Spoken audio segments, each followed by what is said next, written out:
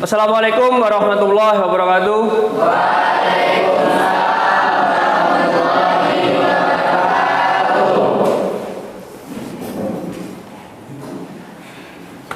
Gimana kabarnya anak-anak? Baik. Alhamdulillah, sehat semua? Sehat. Salah satu nikmat yang patut kita syukuri yaitu nikmat sehat. Kesehatan bukan segalanya, tapi segalanya tanpa kesehatan tidak ada artinya. Silakan untuk memulai pelajaran hari ini Ketua Kelas M. Maulana memimpin teman-temannya untuk berdoa sebagai bentuk rasa syukur dan agar nanti dalam pelajaran kita mendapatkan keberkatan dan ridho dari Allah Subhanahu wa taala.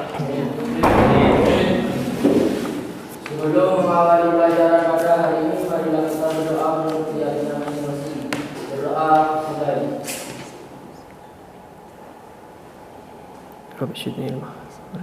Selesai.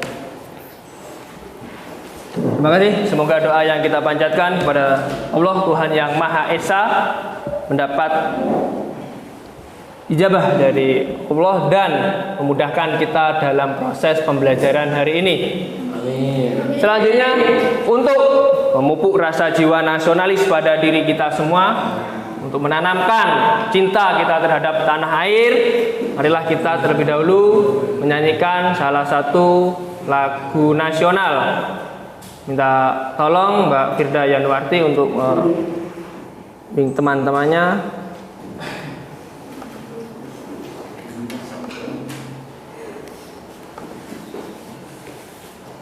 Jadi dimohon semua untuk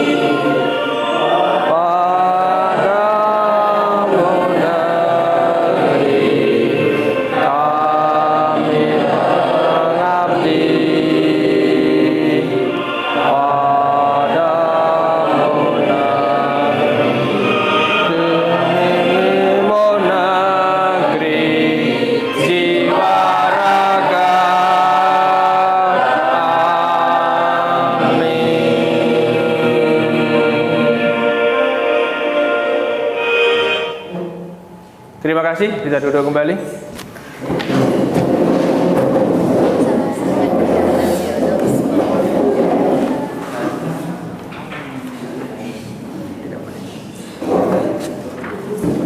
Semoga dengan menyanyikan lagu Bagimu Negeri, tekankan lagi, itu menjadi sebuah fondasi terhadap diri kita untuk tetap mencintai negara kesatuan kita, negara Republik Indonesia.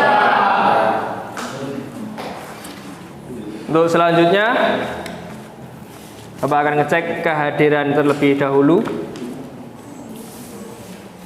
Ahmad Sahlan Fuadi. Hadir. Amanda Mardotila. Hadir. Aulia Leodia Safira. Hadir. Boy Sandi. Dini Aprilia. Hadir. Dini Koyima.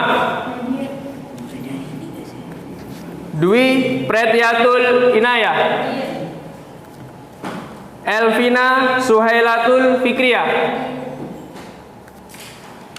Erlan Yugi Saputra. Fatur Rosi. Firda Januarti Zahra. Fitria.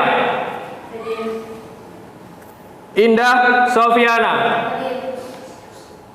M. Maulana Afandi. Muh Fikri Al-Ahmad. Nikmatul Kamila. Raditya Putra. Rega Adi Saputra. Sri Subekti. Suli Dwi Andika. Tangguh Dwi Guna. Ada yang belum Bapak panggil? Berarti hari ini masuk semua. Alhamdulillah hari ini diberikan kesehatan, kekuatan sehingga bisa menghadiri pembelajaran pada hari ini. Perhatikan. Jadi setelah Bapak cek, setelah kita berdoa, di sini Bapak ada suatu tadi dari membaca itu ternyata ada seseorang yang masih atau ada seseorang yang tidak melakukan vaksin. Gimana? Menurut pendapat kalian mengenai orang yang tidak vaksin? Setujukah kalian dengan orang-orang yang tidak mau vaksin? Kenapa kan? Ada yang tidak setuju, mungkin ada yang setuju juga. Jadi kalau tidak setuju apa alasannya Mbak Firda? Kalau orang tersebut tidak vaksin, Ya.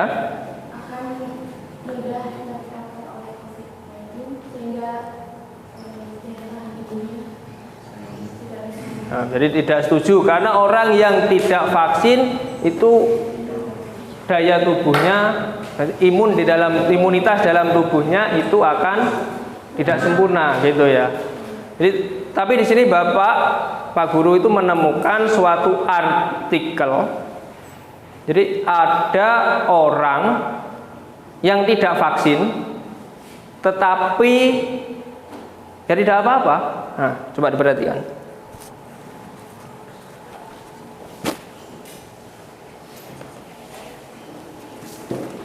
Sini. Jadi Bapak ngambil dari detik.com, ini bisa dilihat. Jadi detik.com. Ini ada orang yang tidak vaksin.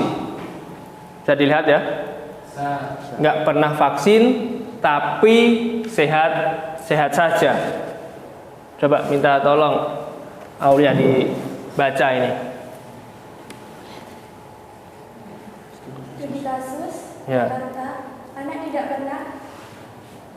pernah Atau jarang diimunisasi. jarang diimunisasi sejak kecil, tapi sehat-sehat saja sampai besar. Jangan bangga dulu. Bisa jadi anak dilindungi oleh anak-anak lain di sekitarnya yang taat diimunisasi sejak kecil.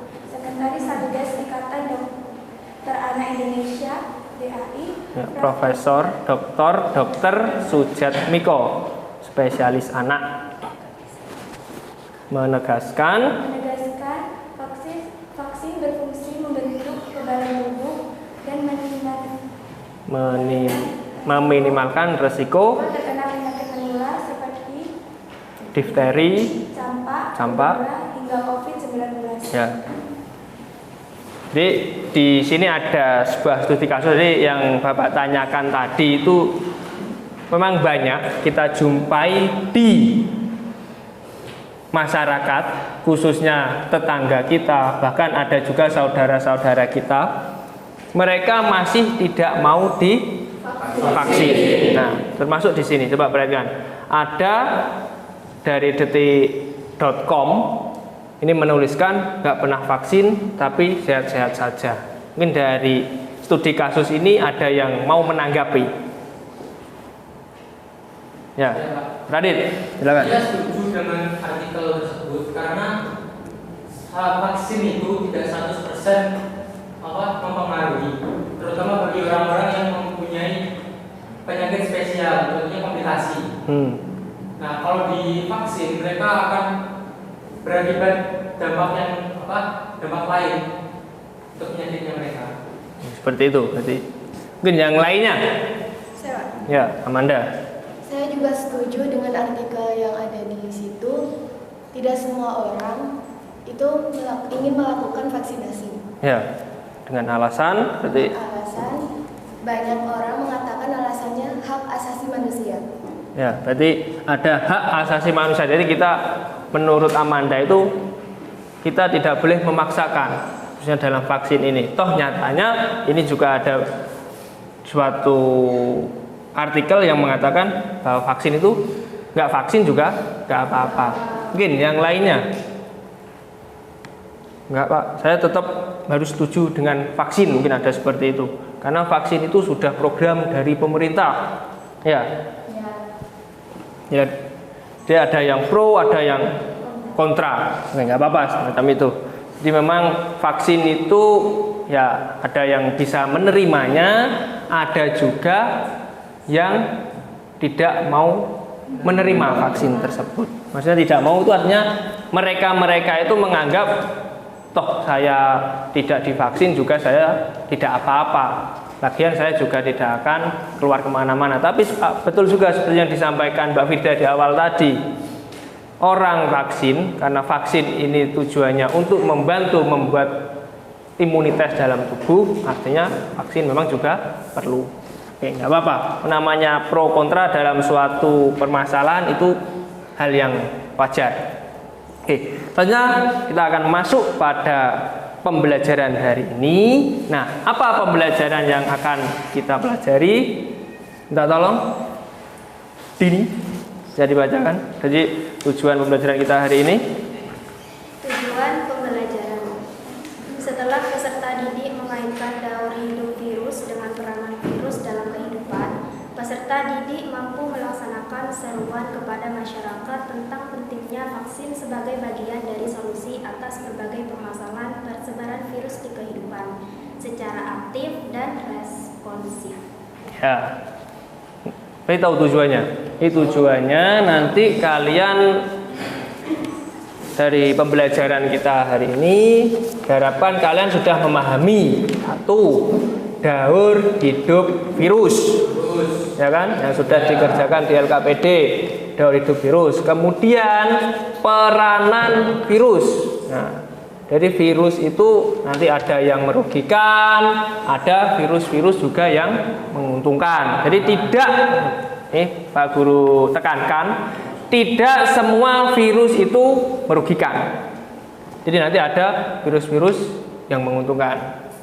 Nah, sehingga nanti kalian para peserta didik mampu melaksanakan seruan, ajakan kepada masyarakat. Nah, maksudnya masyarakat ya ada yang pro, ada yang kontra. Nah, kalian bisa memberikan pemahaman di situ mengenai pentingnya vaksinasi. Apa-apa, baik yang pro, yang kontra, nanti bisa diberikan pemahaman mengenai vaksinasi sehingga termasuk salah satu di sini bisa menyelesaikan program pemerintah tentang vaksin. Oke, mungkin bisa dipahami itu ya. Nah, untuk selanjutnya kita akan melanjutkan pembelajaran kita pada pertemuan yang lalu. Kalian sudah diskusi? Kalian sudah menyelesaikan tugasnya? Maka untuk pertemuan hari ini akan melakukan presentasi. Dimulai dari kelompok 1. Nah, perlu diperhatikan dalam presentasi nanti Pak Guru akan memberikan atau menilai dari keterampilan, dari penampilan, dari tutur bahasanya. Nah, itu. Jadi beberapa poin-poin yang Pak Guru nilai. Jadi mulai keaktifannya, bagaimana nanti dalam berpresentasi, bahasa yang digunakan, penampilannya bagaimana. Masuk nanti dalam pemahaman materi tersebut.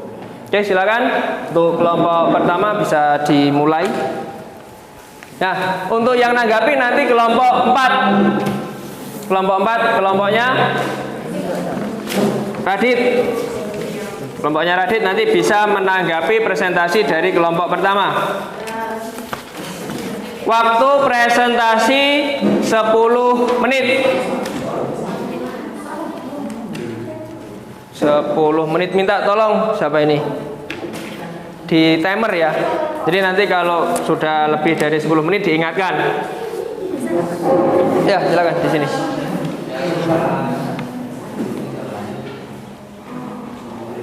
Jadi per kelompok waktunya 10 menit itu sudah sama tanggapannya. Enggak, di depan gantian. Ya. 10 menit itu sudah sama tanggapannya ya. Jadi nanti mungkin presentasinya bisa 6-7 menit.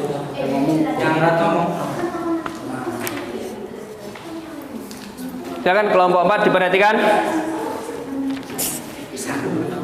Sampai sini.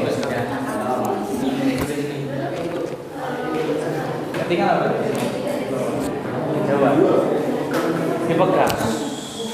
Buat lihat anggaran aneh gue, asduk ya.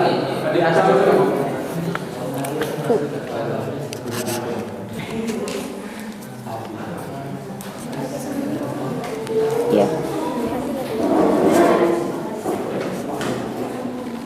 Pak, ini mikrofonnya bisa gantian, soalnya mereka juga berbicara. Iya.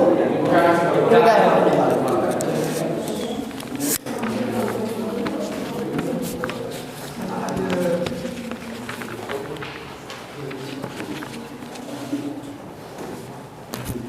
Ya, silakan bisa dimulai.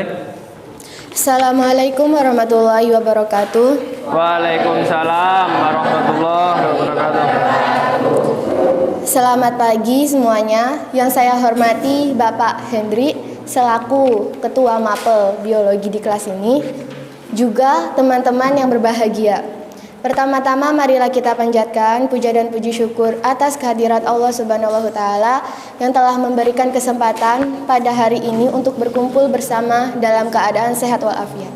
Yang kedua kalinya, sholawat serta salam semoga selalu tercurah limpahkan kepada junjungan kita Nabi besar Nabi Muhammad sallallahu alaihi wasallam yang kita harapkan syafaatnya di yaumil kiamat nanti.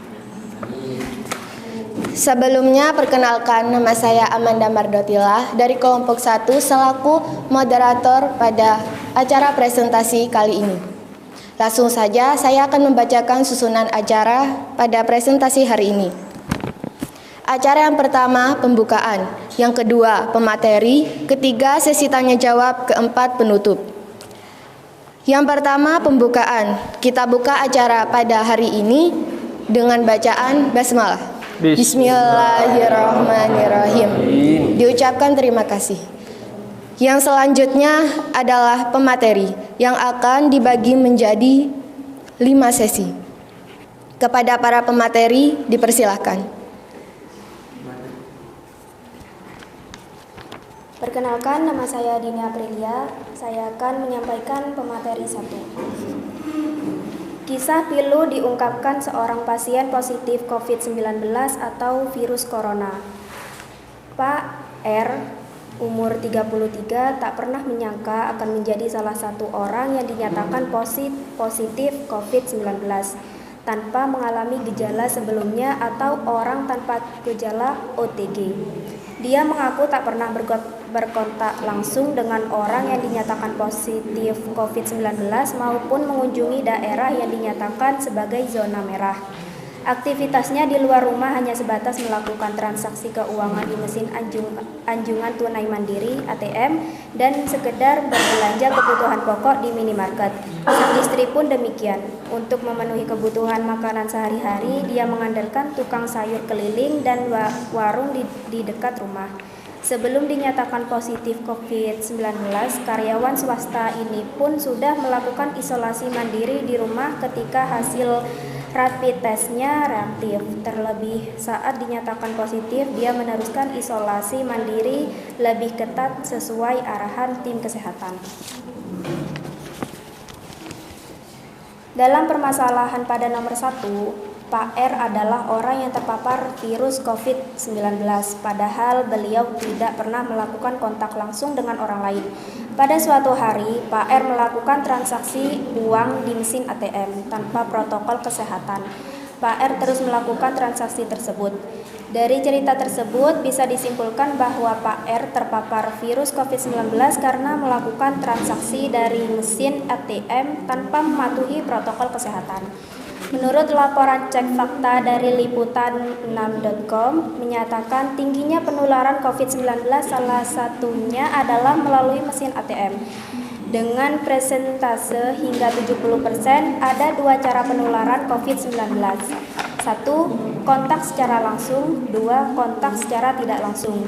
Menurut masalah yang dialami Pak R tersebut melalui kontak secara tidak langsung, benda adalah media penularan yang masif, di mana virus dapat bertahan hidup hingga 3 hari di permukaan benda.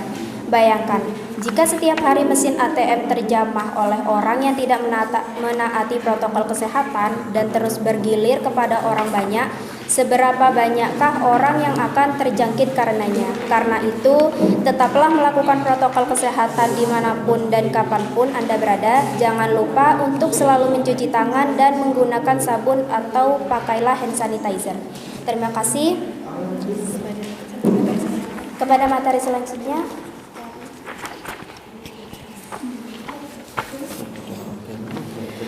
Perkenalkan, nama saya Aulia Leodia Syafira akan menyampaikan materi kedua. Proses replikasi yang pertama adalah daur litik. Tahapan dalam daur litik berlangsung dengan cepat. Tahapan-tahapan tersebut adalah: tahapan pertama adalah absorpsi. Pada tahapan ini bagian ujung ekor virus atau reseptor menempel pada dinding bakteri. Setelah menempel, virus akan segera mengeluarkan enzim lisozim untuk melubangi dinding sel inang. 2. Tahap kedua, penetrasi. Pada tahap ini DNA atau RNA virus masuk ke dalam sel inang melalui penambatan lempeng ujung, kontraksi, dan penusukan pasak. Bagian tubuh virus yang masuk ke dalam sel inang hanyalah asam nukleat. Tahap ketiga, sintesis dan replikasi. Penghancuran DNA sel inang sehingga membuat sintetis DNA bakteri berhenti bekerja. Tahap keempat, tahap perakitan. Tahap selanjutnya adalah asam nukleat dan protein hasil sintesis dan replikasi dirakit menjadi partikel-partikel virus yang lengkap sehingga terbentuk varian baru virus. Tahap kelima adalah tahap lisis. Virus menghasilkan enzim dan lisozim yang dapat merusak dinding sel inang.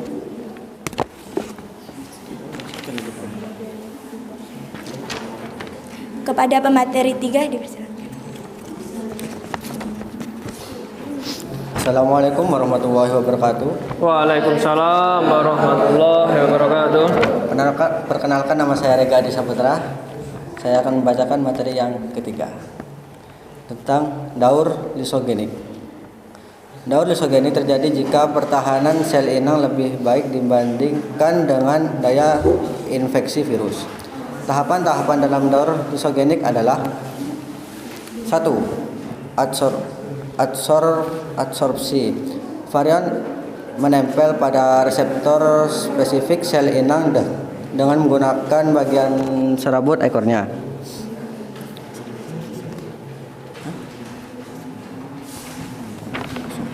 Tahap 2, penetrasi. 3. Penggabungan. 4. Pembelahan. 5. Sintesis. Jawaban nomor 3.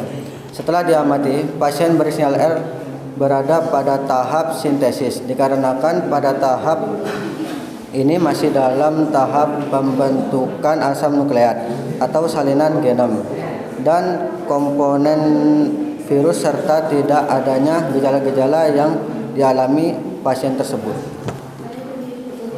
Selanjutnya akan dilanjutkan oleh materi berikut.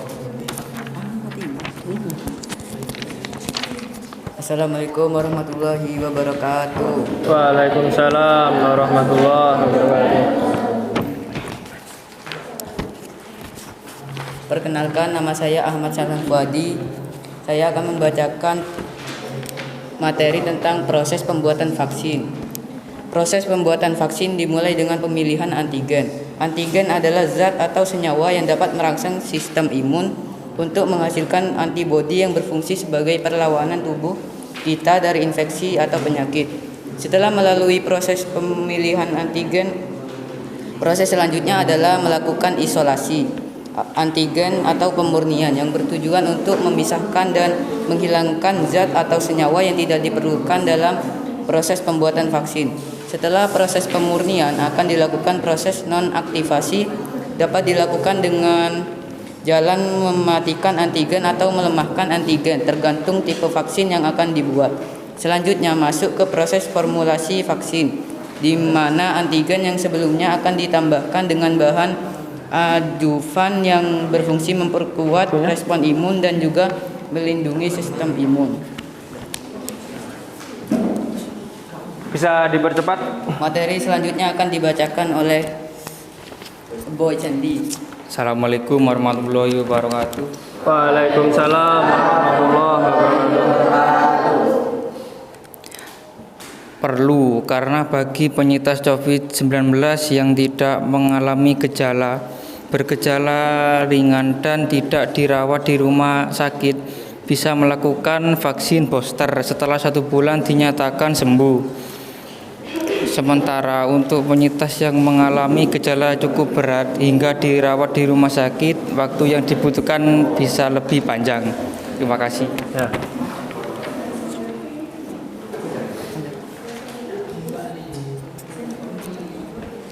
Diucapkan terima kasih. Acara yang selanjutnya adalah sesi tanya jawab. Kepada Natulen dipersilakan untuk memimpin acara tanya jawab ini. Silakan kelompok 4 bisa memberikan tanggapan atau mungkin ada pertanyaan untuk kelompok 1.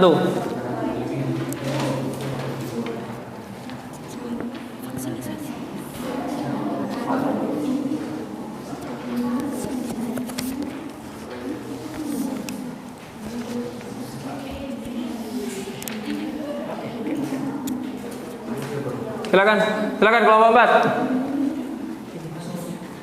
Apakah boleh dokter mengizinkan pasien tidak memakai masker lagi setelah divaksin COVID-19?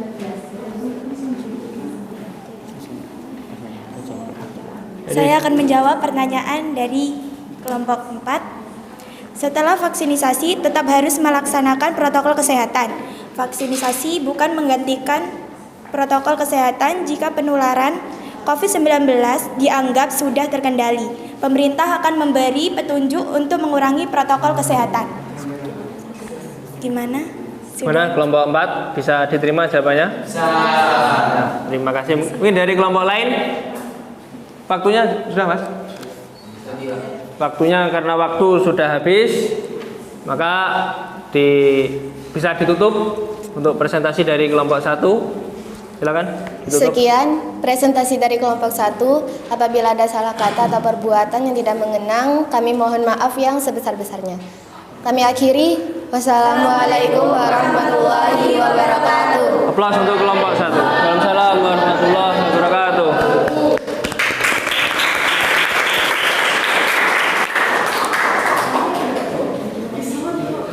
Luar biasa penampilan dari kelompok 1 dan tanggapan atau pertanyaan dari kelompok 4. Selanjutnya presentasi kelompok 2 yang akan ditanggapi oleh kelompok 1. Minta tolong di timer 10 menit.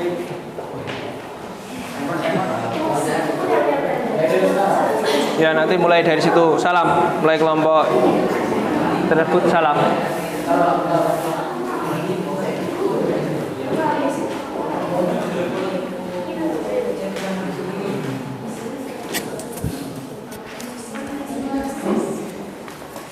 Kelompok 1 dan kelompok lainnya bisa diperhatikan.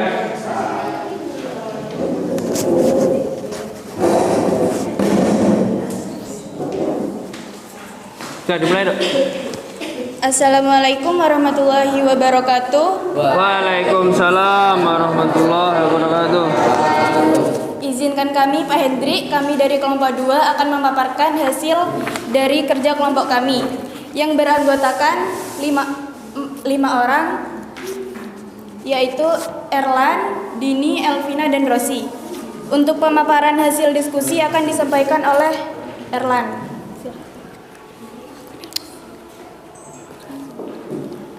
Perkenalkan, nama saya Erlan Yugi Saputra. Tes swab PCR bekerja dengan mendeteksi material genetik RNA virus corona baru SARS-CoV-2 yang menyebabkan COVID-19 pada spesimen apus tenggorokan. Swab yang diperiksa apabila hasil swabnya positif, artinya hubungan terdapat virus SARS-CoV atau disebutkan dengan COVID-19. Kedua, tidak semua penderita COVID-19 akan mengalami gejala khas.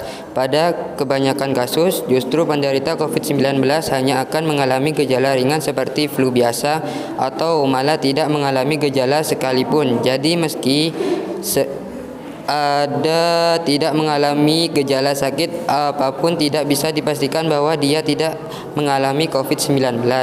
Ketiga, penegakan diagnosis COVID-19 tidak dilakukan hanya dengan merujuk pada hasil tes swab saja, melainkan dikonsultasikan lagi ke dokter yang memeriksa agar dibandingkan dengan gejala klinis yang muncul dari hasil tes penunjang lain. Untuk hasil diskusi selanjutnya akan dibacakan oleh Dini. Silakan. Perkenalkan, nama saya Dini Koimah. Saya akan memaparkan jawaban nomor 2. Gambar pertama adalah gambar daur litik. Daur litik terjadi jika pertahanan sel inang lebih lemah dibanding dengan daya infeksi virus. Virus yang mampu bereproduksi dengan daur litik disebut virus virulen. Pada daur litik, sel inang akan pecah dan mati, serta akan terbentuk virion-virion baru. Dalam daur litik berlangsung dengan 5 tahapan. Yang pertama, adropsi. Virion menempel pada reseptor spesifik sel inang dengan menggunakan bagian serabut ekornya. Kedua, penetrasi. Ujung serabut ekor membuat lubang untuk menembus dinding dan membran sel inang. Ketiga, sintesis dan replikasi. DNA virus menghidrolisis dan mengendalikan materi genetik sel inang untuk membuat asam nukleat saling genom dan protein komponen virus. Keempat, pematangan atau perakitan. Asam nukleat dan protein hasil sintesis dan replikasi dirakit menjadi partikel-partikel virus yang lengkap sehingga terbentuk virion-virion baru. Kelima, lisis. Virus menghasilkan enzim lisozim, yaitu enzim yang dapat merusak dinding sel inang. Gambar yang kedua adalah daur lisogenik. Daur lisogenik terjadi jika pertahanan sel inang lebih baik dibanding dengan daya infeksi virus. Sel inang pada daur ini tidak segera pecah, bahkan dapat bereproduksi secara normal. Pada daur lisogenik berlangsung dengan 5 tahapan. Yang pertama, adsorpsi. Virion menempel pada reseptor spesifik sel inang dengan menggunakan bagian serabut ekornya. Kedua, penetrasi. Virus menginjeksikan materi genetiknya ke dalam sel inang sehingga kapsid virus menjadi kosong atau mati. Ketiga, penggabungan.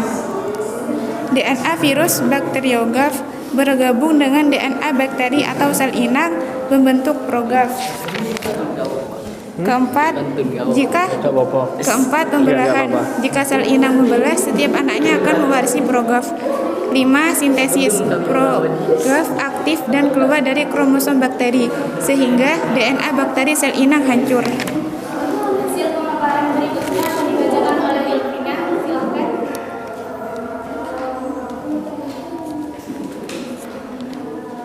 Perkenalkan, nama saya Elvina Suhailatul Fikriya. Saya akan membacakan jawaban nomor 3. Pasien R mengalami fase hidup virus, yaitu fase inteksis, yang mana pada tahap ini adalah penghancuran DNA sel inang, sehingga membuat sintesis DNA bakteri berhenti bekerja. Setelah proses ini berhasil, DNA bakteri kemudian digantikan oleh DNA atau RNA virus. sehingga virus mampu mengendalikan secara utuh kehidupan dari sel bakteri.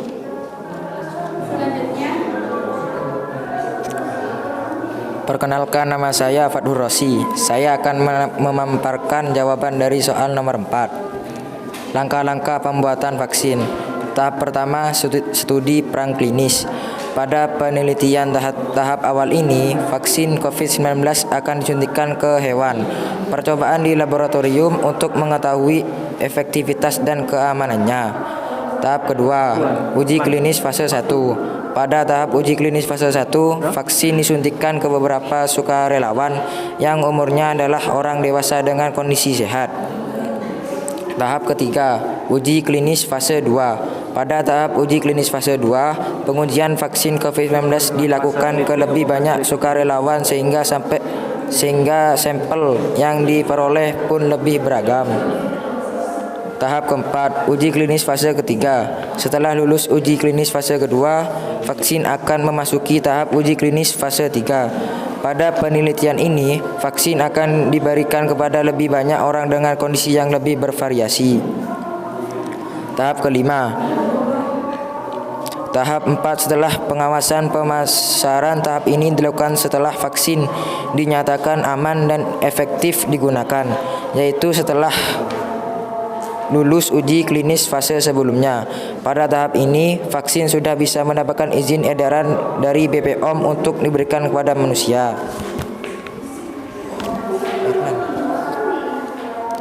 Selanjutnya saya akan memaparkan jawaban nomor 5. Boleh melakukan vaksin untuk antisipasi bagi penyintas COVID-19 yang tidak mengalami gejala ringan dan tidak dirawat di rumah sakit. Bisa melakukan vaksin booster setelah 1 bulan dinyatakan sembuh.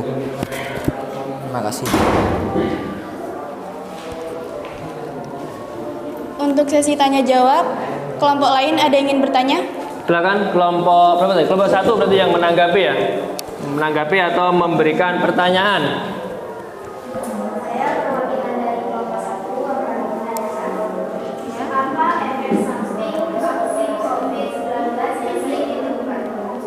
Ya, pertanyaannya mengenai efek samping dari COVID-19. Hanya orang yang menderita COVID-19 itu ada efek sampingnya seperti apa? Jadi setelah tadi memaparkan bahwa ada seorang yang menderita, pasti pasien R menderita. Nah, ini mau tanya, kira-kira kalau ada orang macam pasien R itu seperti apa sih efek sampingnya gitu? Silakan bisa dijawab. Baik, pertanyaan saya atau akan tanggapan dari kelompok 1. Pertanyaan dari kelompok 1. Efek samping lokal contohnya demam, nyeri, tempat suntikan, bengkak. Efek samping sistemik contohnya sakit kepala, ada juga yang suhunya naik tapi tidak tinggi. Efek samping ini umumnya naik sendiri. Itu bisa ditanggapi? Bisa diterima jawabannya ya? Mungkin ada kelompok yang lainnya lagi mau menanggapi, mungkin tidak membuat atau tidak membuat pertanyaan tapi menanggapi. Tidak ada, cukup. Maulana, waktu sudah. Sudah, berarti kita anggap sudah cukup 10 menit waktunya. Terima kasih, bisa ditutup untuk kelompok 2. Sekian presentasi dari kelompok kami. Mohon maaf bila ada yang kurang berkenan. Dari kami ucapkan terima kasih. Wassalamualaikum warahmatullahi wabarakatuh. Waalaikumsalam warahmatullahi wabarakatuh. Aplaus untuk kelompok 2. Persiapan selanjutnya kelompok 3 yang menanggapi atau memberi pertanyaan nanti dari kelompok 2. Timer.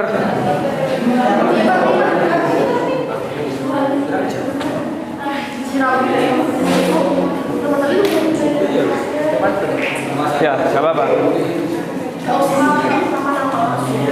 Jadi dimulai dari kelompok 3 nanti mengucapkan salam. Waktu 10 menit.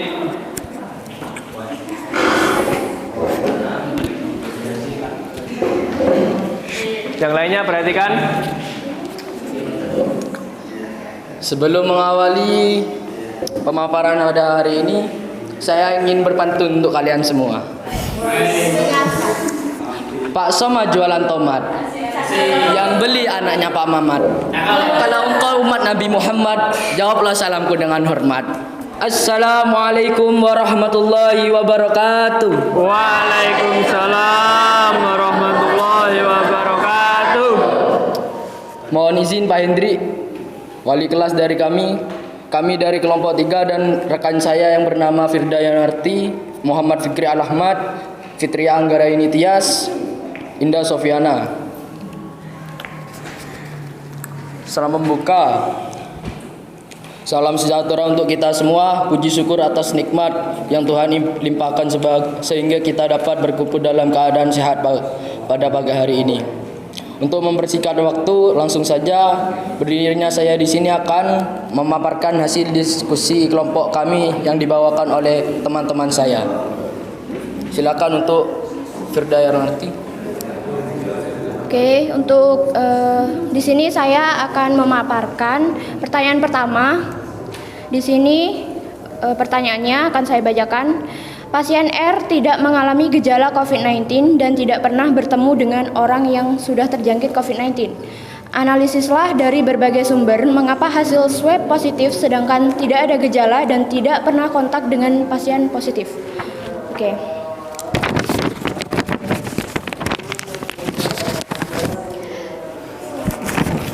Pertama, tes swab PCR bekerja dengan mendeteksi material genetik atau RNA virus corona baru SARS yang menyebabkan COVID-19 pada spesimen apus tenggorokan yang diperiksa. Apabila hasil tes swab PCR rekan Anda positif, artinya dalam tubuhnya terdapat virus, atau dengan kata lain ia memang mengalami COVID-19. Meski terkadang hasil tes swab PCR bisa juga positif palsu, misalnya karena adanya sisa bangkai virus yang masih terdeteksi, padahal sakitnya sudah sembuh. Adapun infeksi oleh virus lain semestinya tidak lantas membuat hasil tes swab PCR menjadi positif. Yang kedua, tidak semua penderita COVID-19 akan mengalami gejala khas. Pada kebanyakan kasus, justru penderita COVID-19 hanya akan mengalami gejala ringan seperti flu biasa atau malah tidak mengalami gejala sama sekali. Jadi meski rekan Anda tampak tidak mengalami gejala sakit apapun, lantas bisa dipastikan bahwa ia tidak mengalami COVID-19. Keterangannya bahwa tidak pernah kontak dengan penderita COVID-19 pun tidak bisa dipastikan benar. Bisa saja sesungguhnya ia pernah kontak dengan penderita COVID-19 namun tidak bergejala sehingga tidak pernah diperiksakan. Yang ketiga, penegakan diagnosis COVID-19 atau bukan sebaiknya tidak dilakukan hanya dengan merujuk pada hasil tes swab PCR saja, melainkan dikonsultasikan kembali ke dokter yang memeriksa agar dibandingkan dengan gejala klinis yang muncul dan hasil tes penunjang lain yang dilakukan. Dari sini barulah bisa disimpulkan seperti apa penanganan yang perlu dilakukan. Untuk pertanyaan selanjutnya akan dijelaskan oleh rekan saya. Perkenalkan, nama saya Muhammad Fikri Al-Ahmad. Jadi saya memaparkan soal nomor 2. Yanarti Zahra.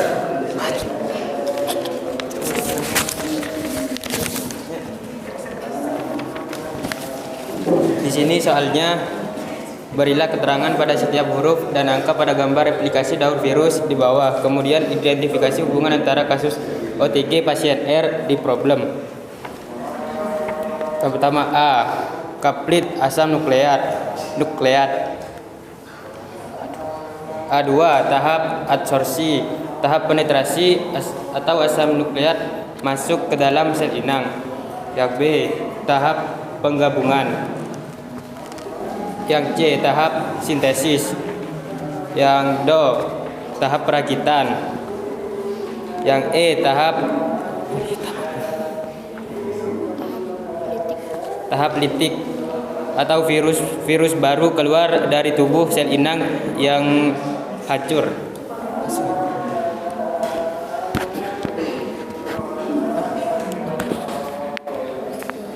Nomor 3, jika dilihat dari replikasi daur virus pada nomor 3, kasus pasien R ada pada fase hidup virus yang mana? Mereka penjelasannya.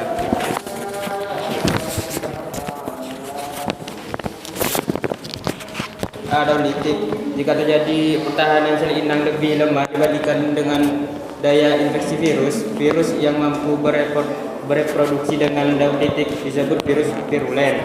Pada daur litik, sel inang akan pecah dan mati, serta akan terbentuk varian-varian baru. Satu adsorpsi, varian menempel pada reseptor spesifik sel inang dengan menggunakan bagian serabut ekornya. Molekul reseptor ini berbeda-beda untuk setiap jenis virus, ada yang berupa protein dan ada yang berupa oligosakarida.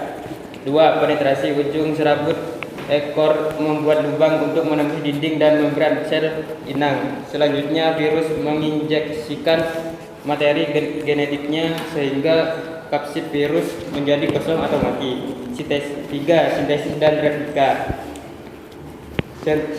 dan replikasi. DNA virus menghidrolisis dan mengendalikan materi genetik sel inang untuk membuat asam nukleat atau salinan genom dan protein komponen virus. 4. Pematangan atau perakitan. Asam nukleat dan protein hasil sintesis dan replikasi dirakit menjadi partikel-partikel virus yang dekat sehingga terbentuk varian-varian baru. 5. Lisis. Virus menghasilkan enzim lisozim, yaitu enzim yang dapat merusak dinding sel inang. Dinding sel yang rusak mengakibatkan terjadinya osmosis, sehingga sel inang membesar dan akhirnya pecah. Partikel virus yang baru akan keluar dari sel inang dan menyerang sel inang yang lain.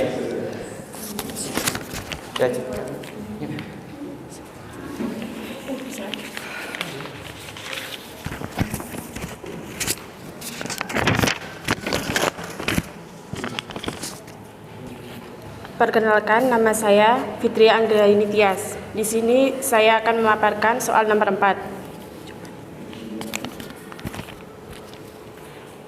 Salah satu tindakan pencegahan COVID-19 dilakukan vaksin. Bagaimana proses pembuatan vaksin tersebut? Proses pembuatan vaksin pada situasi pandemik COVID-19 ini selain obat untuk mencegah kejadian COVID-19 di masa mendatang juga merupakan hal yang paling ditunggu-tunggu keberadaannya. Sebagaimana yang telah kita ketahui, vaksin adalah zat atau senyawa yang berfungsi untuk membentuk kekebalan tubuh terhadap suatu penyakit. Proses pembuatan vaksin dimulai dengan pemilihan antigen. Antigen adalah zat atau senyawa yang dapat merangsang sistem imun kita untuk menghasilkan antibodi yang berfungsi sebagai perlawanan dan perlindungan tubuh kita.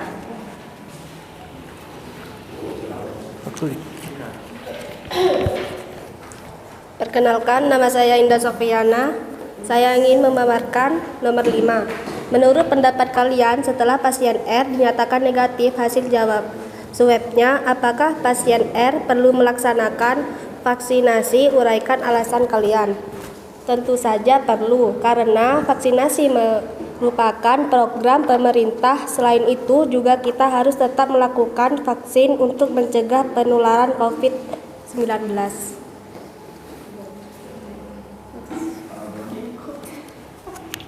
Diucapkan terima kasih.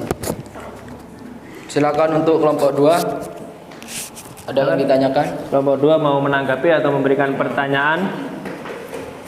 Siapa? Silakan. Saya perwakilan dari kelompok 2 ingin bertanya.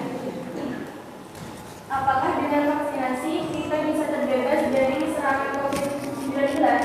Terima kasih karena telah bertanya. Saya akan menjawab, tidak ada vaksin yang menjamin 100% tidak akan terinfeksi. Namun apabila ada kasus di mana penerima vaksin terinfeksi virus corona, pemberian vaksin COVID-19 dapat menghindarkan pasien mengalami kesakitan yang parah dan meminimalkan risiko kematian. Gimana kelompok 2 bisa diterima? Mungkin kelompok lain ada yang mau menanggapi atau memberikan pertanyaan lagi? Sudah? Cukup? Waktu? Sudah pas? Waktu sudah pas 10 menit. Bisa ditutup? Demikian saya akhiri dengan wassalamualaikum warahmatullahi wabarakatuh. Waalaikumsalam warahmatullahi wabarakatuh. Aplaus untuk kelompok 3.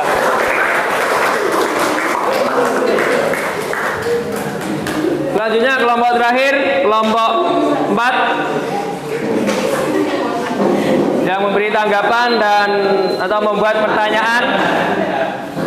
Kelompok 3. Kelompok 1 minta tolong di timer. Kelompok 3 10 menit. Agak jauh sini biar saya lihat.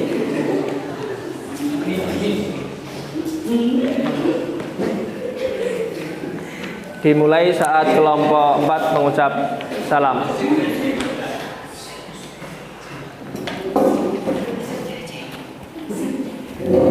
Assalamualaikum warahmatullahi wabarakatuh. Waalaikumsalam warahmatullahi wabarakatuh.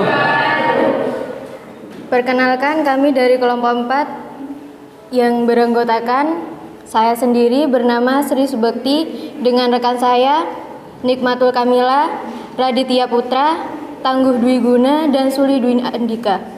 Di sini kami akan mempresentasikan hasil diskusi kami tentang problem kisah pilu seorang pasien positif COVID-19. Sebelum itu, kami ucapkan terima kasih kepada Bapak Hendri selaku guru mapel biologi. Langsung saja kita masuk pada problem pertanyaan berbasis masalah yang akan kami bahas.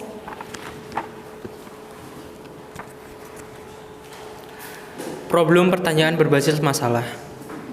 Kisah pilu diungkapkan seorang pasien positif COVID-19 atau virus corona R33 tak pernah menyangka akan menjadi salah satu orang yang dinyatakan positif COVID-19 tanpa mengalami gejala sebelumnya atau orang tanpa gejala OTG. Dia mengaku tak pernah berkontak langsung dengan orang dinyatakan positif 19 maupun mengunjungi daerah yang dinyatakan sebagai zona merah. Aktivitasnya di luar rumah hanya sebatas melakukan transaksi keuangan di mesin anjungan tunai mandiri dan sekedar berbelanja kebutuhan pokok di minimarket. Sang istri pun demikian. Untuk memenuhi kebutuhan makanan sehari-hari, dia mengandalkan tukang sayur keliling dan warung di dekat rumah. Sebelum dinyatakan positif COVID-19, karyawan swasta ini pun sudah melakukan isolasi mandiri di rumah ketika hasil rapid test-nya reaktif. Terlebih, saat dinyatakan positif, dia meneruskan isolasi mandiri lebih ketat sesuai arahan tim kesehatan.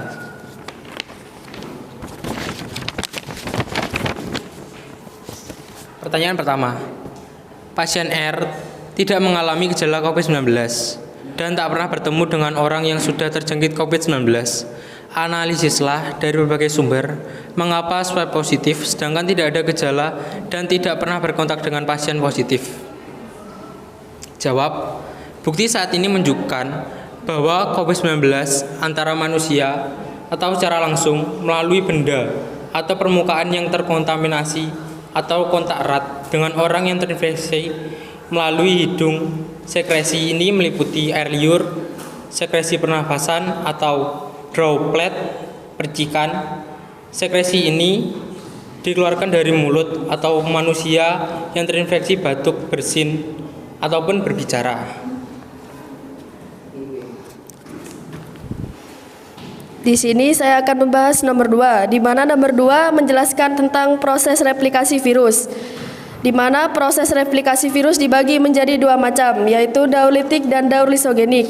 Pertama-tama saya akan membahas daulitik. Daulitik terjadi jika pertahanan sel inang lebih lemah dibandingkan dengan daya infeksi virus. Virus yang mampu bereproduksi dengan daulitik disebut virus virulen. Di daulitik terdapat tahapan-tahapan sebagai berikut, yaitu adsorpsi, penetrasi, sintesis dan replikasi, pematangan atau perakitan, serta lisis. Tahap pertama yaitu adsorpsi. Virion menempel pada reseptor spesifik sel inang dengan menggunakan bagian serabut ekornya. Molekul reseptor ini berbeda-beda untuk setiap jenis virus. Ada yang berupa protein dan ada yang berupa oligosakarida. Kedua, tahap penetrasi. Ujung serabut ekor membuat lubang untuk menembus dan membran sel inang. Selanjutnya, virus menginjeksikan materi genetik serta kapsid virus menjadi kosong atau mati. Ketiga, sintesis dan replikasi. DNA virus menghidrolisis dan mengendalikan materi genetik sel inang untuk membuat asam nukleat atau salinan genom dan protein komponen virus.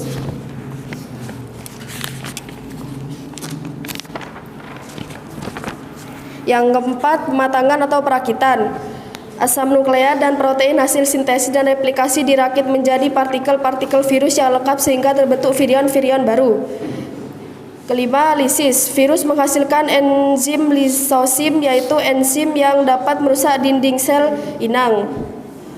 Yang kedua, saya akan membahas tentang daur lisogenik. Daur lisogenik terjadi jika pertahanan sel inang lebih baik dibandingkan dengan daya infeksi virus. Sel inang pada daur ini tidak dapat segera pecah, bahkan dapat bereproduksi secara normal. Pada daur lisogenik terdapat tahapan-tahapan sebagai berikut: adsorpsi dan infeksi, penetrasi, penggabungan, pembelahan, serta sintesis. Pertama, adsorpsi. Virion menempel pada reseptor spesifik sel inang dengan menggunakan bagian serabut ekornya. Kedua, penetrasi. Virus menginjeksikan materi genetiknya ke dalam sel inang sehingga kapsid virus menjadi kosong atau mati. Ketiga, penggabungan. DNA virus bakteriofag bergabung dengan DNA bakteri atau sel inang berbentuk profag. Dalam bentuk profag, sebagian besar gen berada dalam fase tidak aktif, tetapi ada sedikitnya satu gen yang selalu aktif. Yang keempat, pembelahan. Jika sel inang membelah, setiap anaknya akan mewarisi profag. Profag dapat diinduksikan menjadi aktif sehingga mengakibatkan terjadi daur litik. Yang terakhir, sintesis. Profag aktif dan keluar dari kromosom bakteri sehingga DNA bakteri atau sel inang hancur. Kemudian terjadi fase replikasi DNA bakteriofag, sintesis bagian-bagian tubuh virus, dan seterusnya seperti pada daur litik.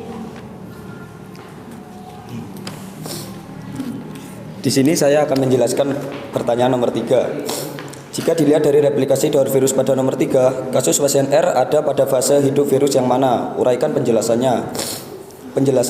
Jadi terdapat di C, yaitu tahap sintetis, karena profag aktif dan keluar dari kromosom bakteri, sehingga DNA atau bakteri sel inang hancur. Kemudian terjadi fase replikasi DNA bakteriofag sintetis, bagian-bagian tubuh virus, dan seterusnya, seperti pada daur litik.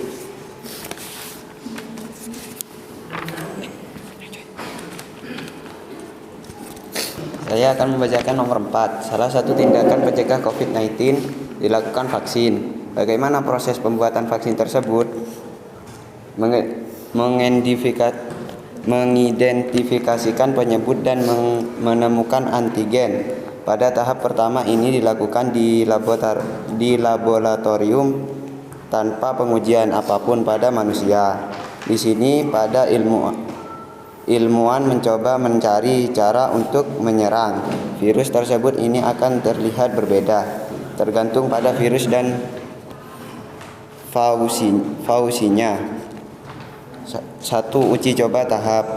Selanjutnya vaksin diuji pada orang dewasa yang sehat. Para ilmuwan harus membuat vaksin ke dalam jumlah yang lebih besar. Uji coba tahap. Ketika sampai pada tahap ini, berarti semakin banyak orang yang melakukan tes.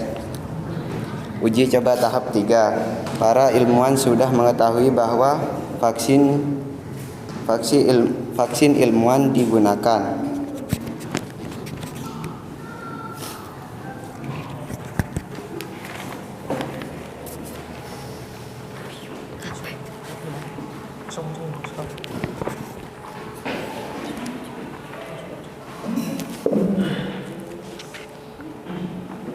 Di sini saya akan membacakan pendapat nomor 5. Pendapat saya itu perlu karena dinilai efektif untuk menjaga imun atau kekebalan tubuh serta menolak virus COVID-19. Sekian dari kelompok saya. Apa masih ada pertanyaan? Tanggapan dari kelompok 3 ya. Dan kelompok 3 memberikan tanggapan atau pertanyaan. M. Maulana. Silakan M. Jika ada seseorang yang terlambat melengkapi vaksinasi dosis keduanya. Ya. Bisa dipahami pertanyaan. Jadi kelompok 3 menanyakan keterlambatan seseorang dalam vaksin dosis kedua. Jadi artinya orang tersebut sudah vaksin di tahap pertama tapi di dosis kedua ya kan ada jeda waktunya. Ya terlambat. Silakan. Jadi berdasarkan dokumen dari Organisasi Kesehatan Dunia (WHO) dan para ahli, dibutuhkan 2 kali penyuntikan atau 2 dosis vaksinasi COVID-19 bagi setiap orang atau individu agar menciptakan kekebalan tubuh yang optimal. Karena penyuntikan dosis pertama belum bisa membuat antibodi, tetapi sudah bisa memungkinkan terbebas dari jangkitan COVID-19 ini, namun belum tentu optimal. Jadi, seorang itu harus melakukan vaksin tahap kedua. Gitu. Cukup. Gimana? M. Maulana atau dari kelompok 3 lainnya bisa diterima jawaban dari kelompok 4 yang dijawab oleh Radit? Bisa? Timer tadi? Waktu sudah habis, cukup 10 menit, bisa ditutup. Sekian dari kelompok kami, terima kasih. Beri aplaus untuk kelompok 4.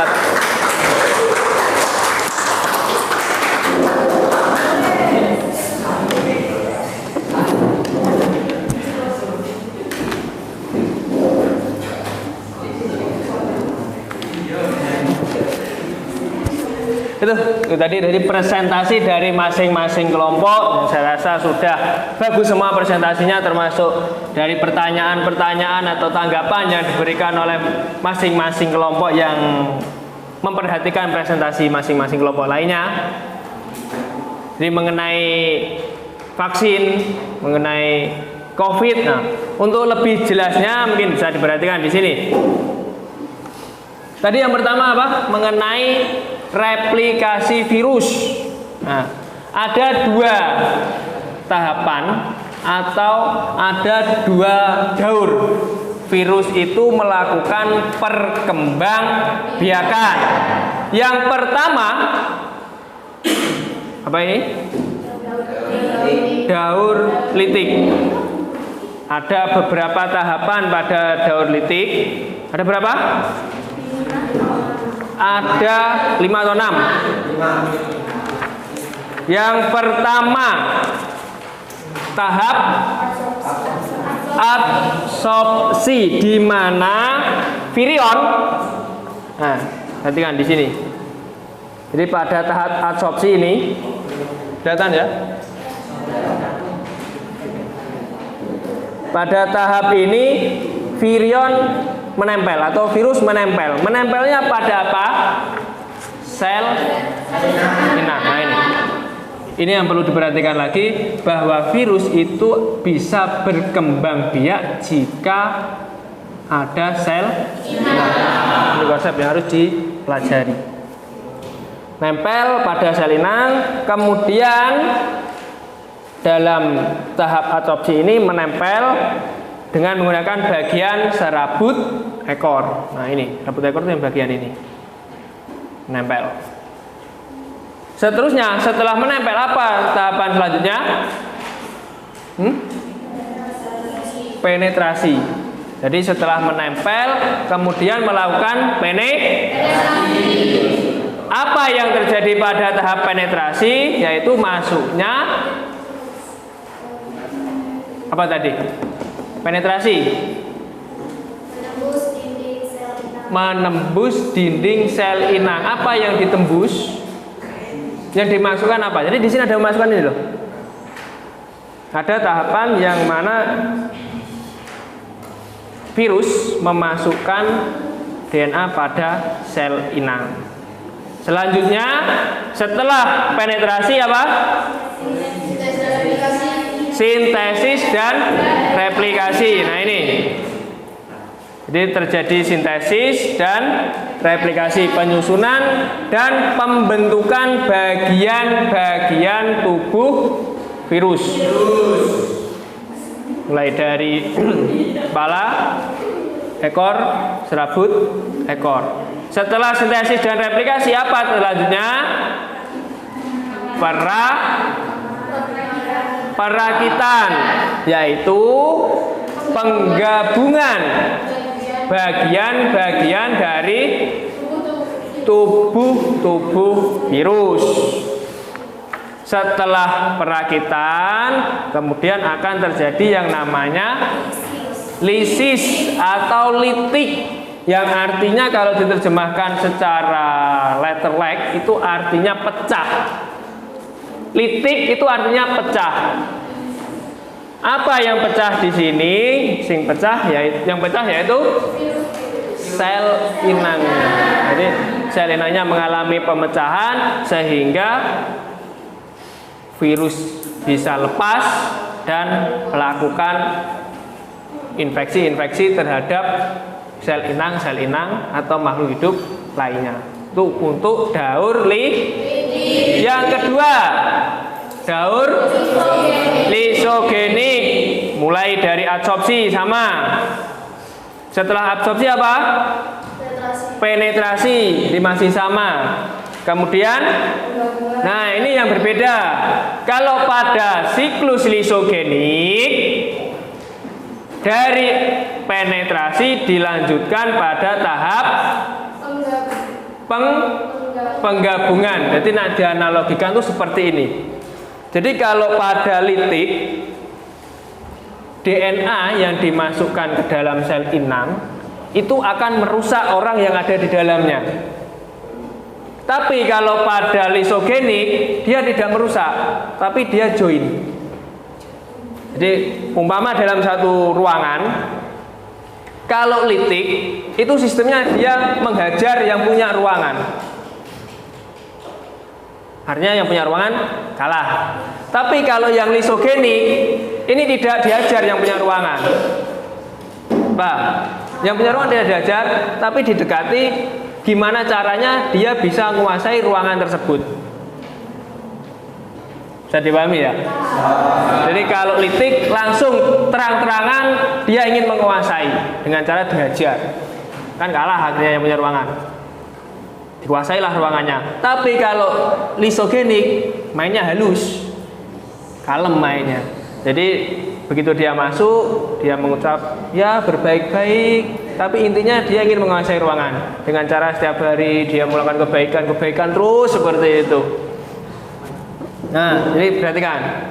Setelah dia menguasai, yang disebut dengan tahap penggabungan. Betul, Mbak Firda. Jadi penggabungan di situ dia melakukan kebaikan terhadap yang punya ruangan.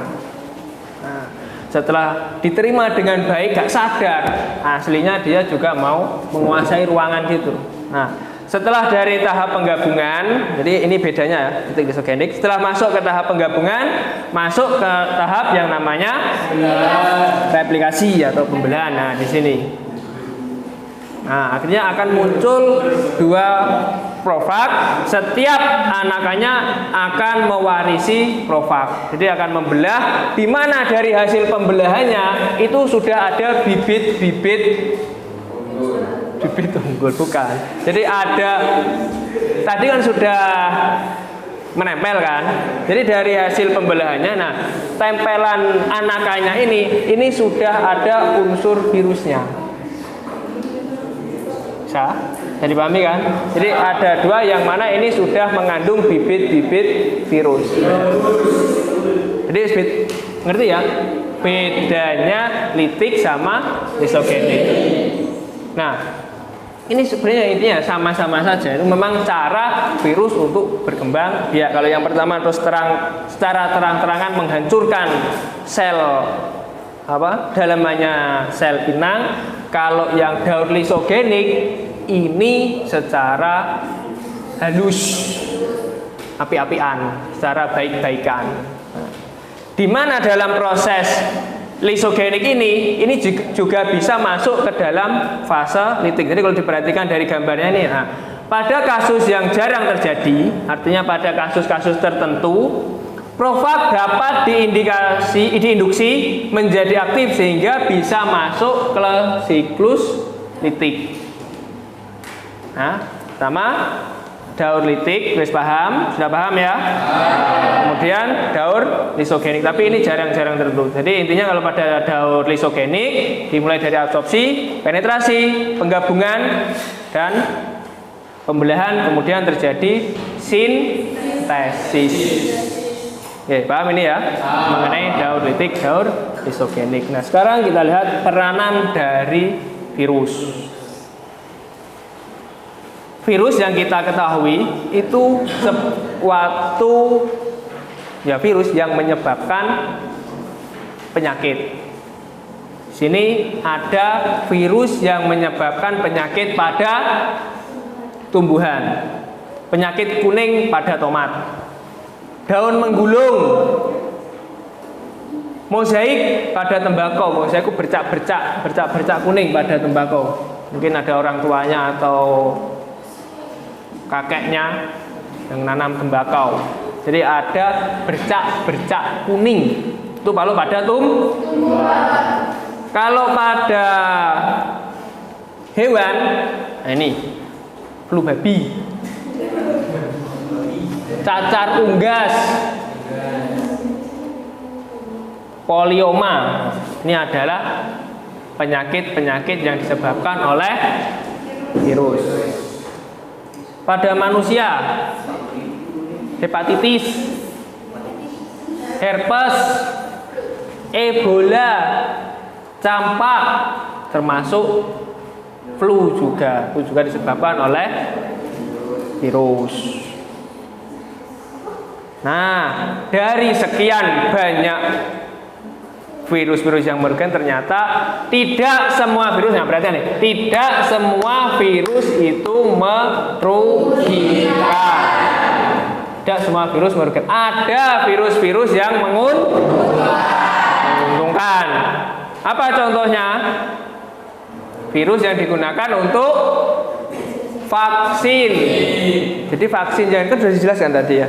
Ada yang menjelaskan tadi, vaksin itu dibuat menggunakan virus baik. Jadi virus yang ketemu mengucapkan salam, assalamualaikum, selamat pagi, itu virus-virus yang baik itu ya. Kenapa? Ya virus yang sholat itu virus-virus yang baik gitu. Jadi virus baik itu seperti itu. Atau ketemu temennya, diajak ke warung, dibelikan makan, minum, itu virus baik gitu.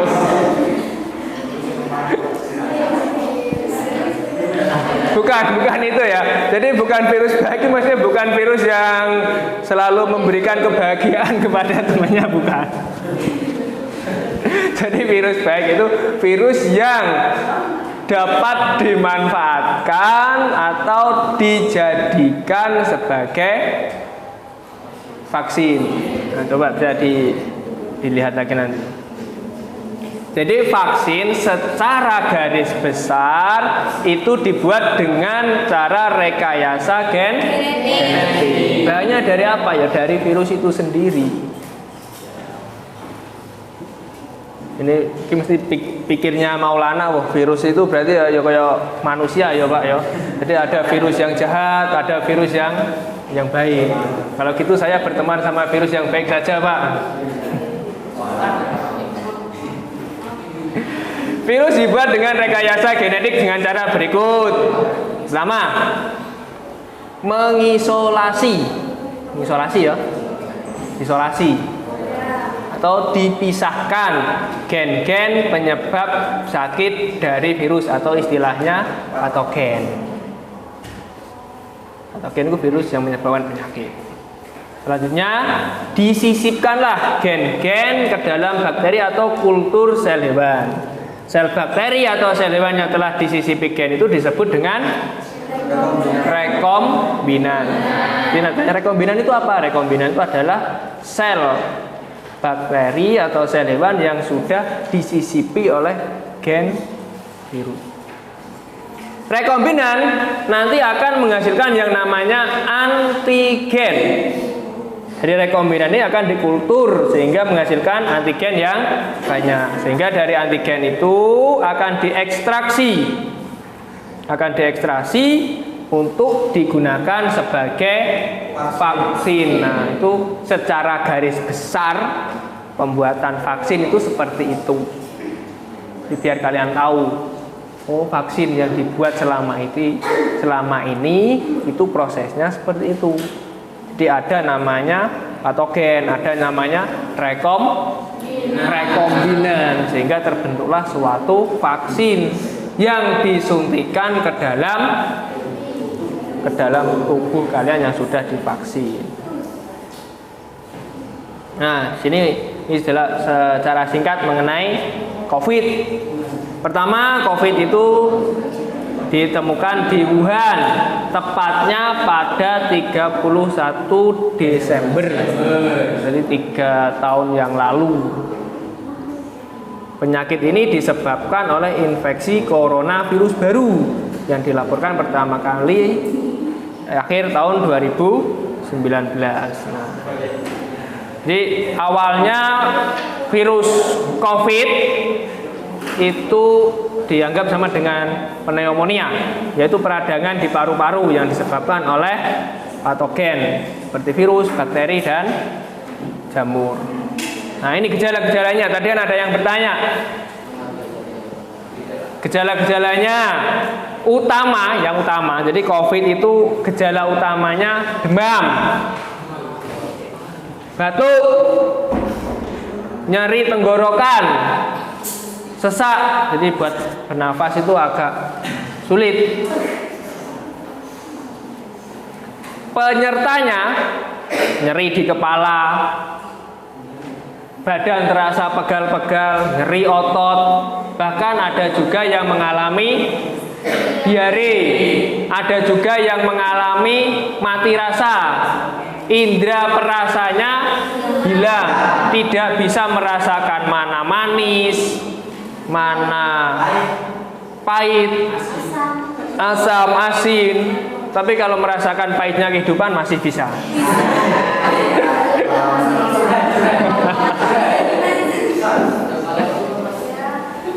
Iya, Dit, masih bisa merasakan pahitnya kehidupan. Tapi nak Radit gak ngerasa, Radit. Soalnya Radit kan berteman sama virus baik. Cara penularannya. Jadi cara penularannya di sini dari individu yang terinfeksi dari udara melalui orang yang batuk, bersin. Makanya waktu pandemi tersebut kita digunakan untuk pakai masker. Selain untuk menjaga diri kita, juga melindungi kontak dekat seperti menyentuh jabat tangan, menyentuh objek atau permukaan yang terkontaminasi virus, dan menyentuh mulut, hidung atau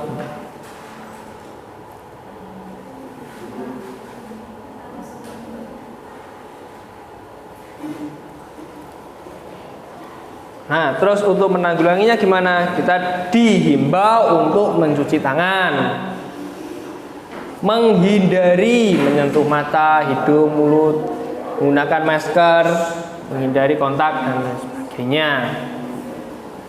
Terus menerapkan etika batuk, pola hidup sehat, lagi yang penting. Pola hidup sehat, bersih dan sehat. Masak produk hewan sampai matang. Jika sakit ringan, cukup minum dan beristirahat. Dan mungkin untuk tindakan preventif lainnya bisa dengan menggunakan vaksin.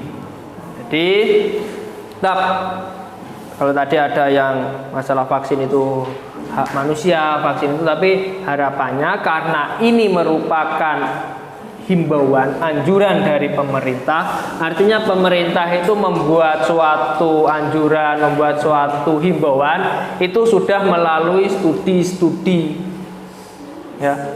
Jadi sudah, artinya kita kalau bisa ya ikuti aturan tersebut. Kita vaksin. Kalaupun tadi menurut studi kasusnya ada orang yang tidak vaksin tapi tidak apa-apa, itu memang dijelaskan itu karena bentuk ya faktor lucknya, faktor keberuntungannya, karena mungkin di sekitarnya orang-orang tersebut imunitasnya sudah tinggi, sudah kuat, ya.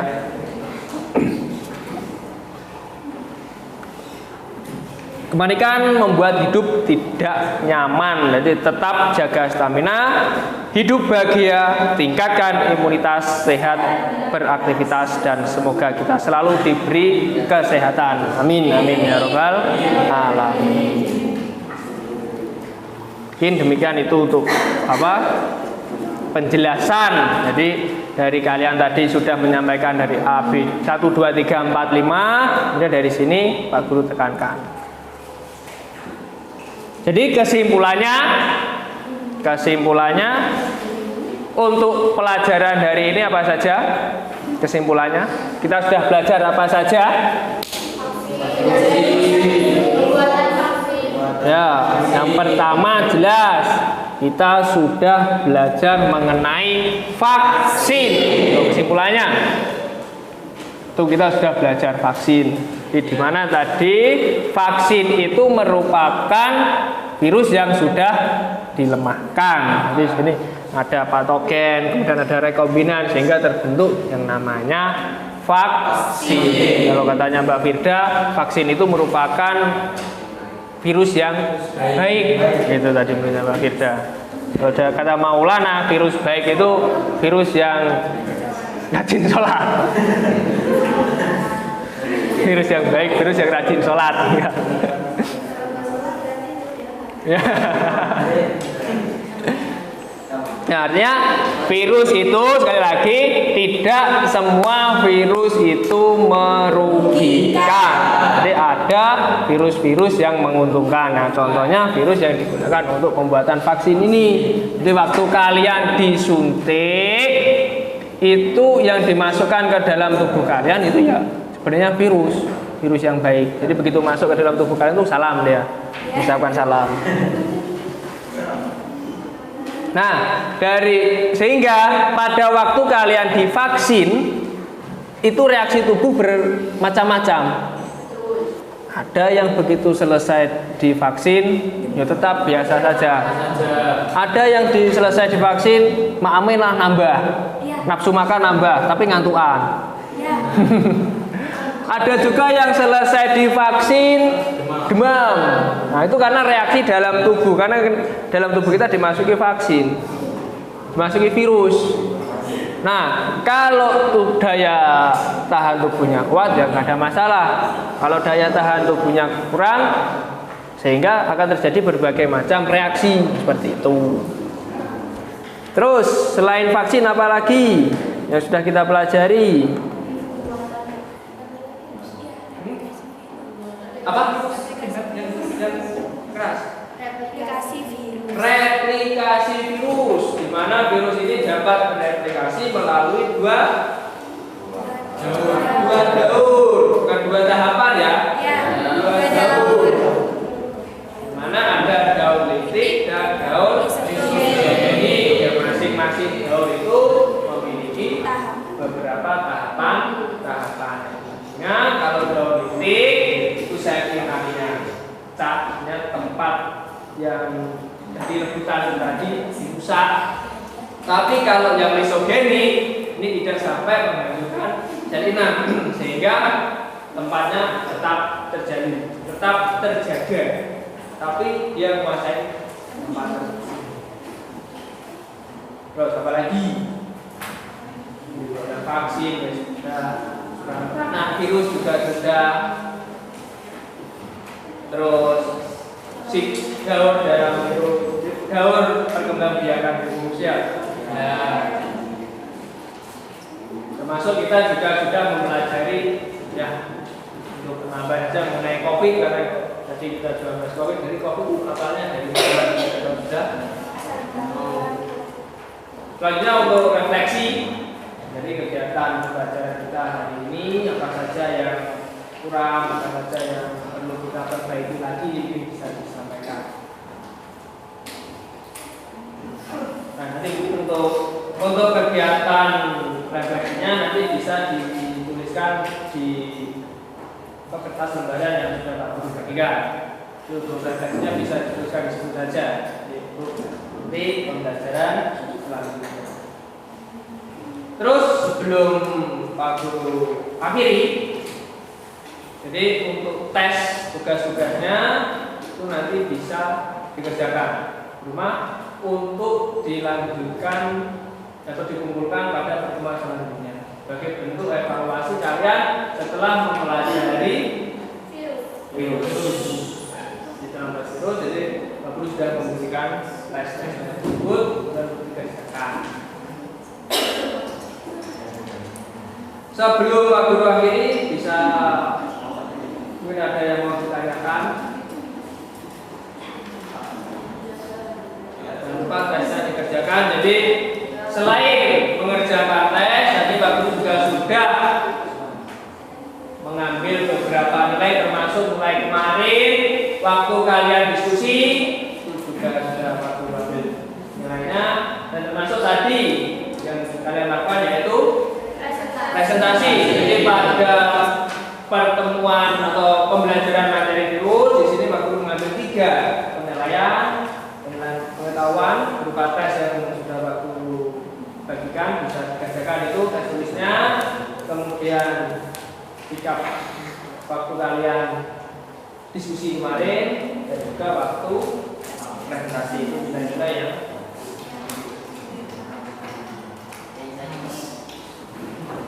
berapa ya? Jadi sekali lagi agar kita tetap selalu menjaga kesehatan. Dan virus ini tidak selamanya virus itu merugikan. Ada virus, ternyata virus-virus yang baik itu juga. Jadi kita tetap selalu waspada karena pandemi ini juga masih belum berakhir.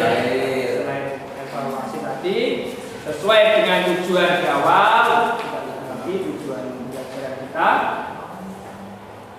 Nah, di sini jadi nanti kalian bisa menerapkan ilmu pelajaran yang Pak Guru sampaikan, ya, dengan cara apa? Dengan cara membagikan ilmu ini kepada saudara, kepada tetangga, kepada teman, khususnya dalam hal vaksinasi.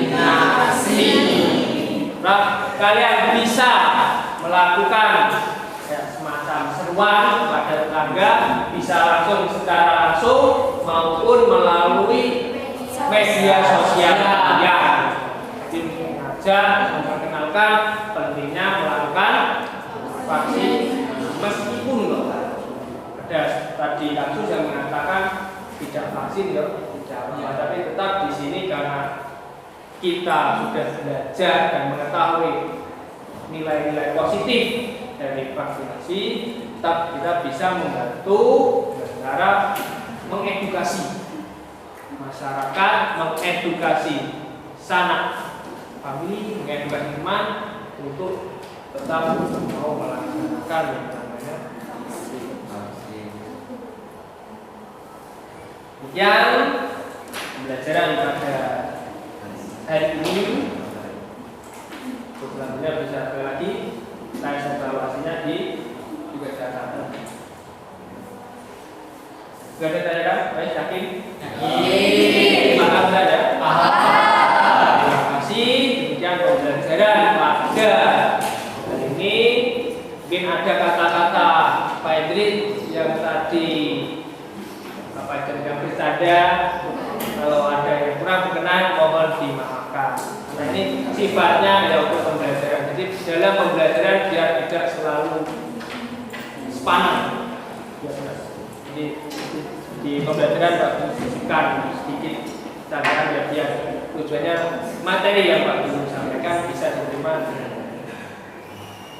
Demikian yang dapat kami sampaikan. Kurang lebihnya mohon maaf. Saya akhiri. Assalamualaikum warahmatullahi wabarakatuh. Waalaikumsalam.